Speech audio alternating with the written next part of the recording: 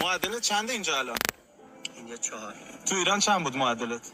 ایران 3 و 4 دهم. ایول چقدر پیشرفت کردی. اینجا درس خوندن سخته یا ایران سخت‌تر بود؟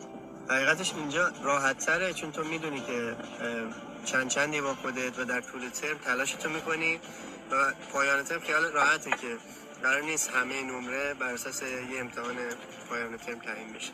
نگرانی دفعه که خیلی دارن اینه که برای اینکه معدل خیلی بالا مثل تو بالا حساب بیارن باید استعداد بالایی داشته باشه، بالایی داشته باشه. آیا این درسته یا نه؟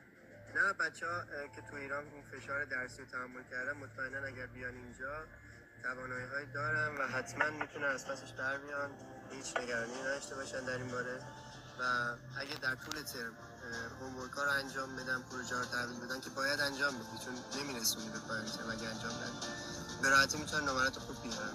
و من خودم ترم اول که اومدم اینجا برای خودم یه چالش گذاشتم که چون برای با زبان دوم دارم درس میخونم با انگلیسی، ببینم که میتونم نمره بالا بیارم یا نه. و دیدم که به راحتی اگه در طول ترم درس‌ها رو دنبال کنی، هومورک‌ها رو تحویل بدی، خیلی شدنیه و همه بچه‌ها یعنی استعداد خاصی نیست، همه میتونن این کارو انجام بدن. جایزه هم خریدی برای خودت یا نه؟ نه هیچی نخرید، دوچرخه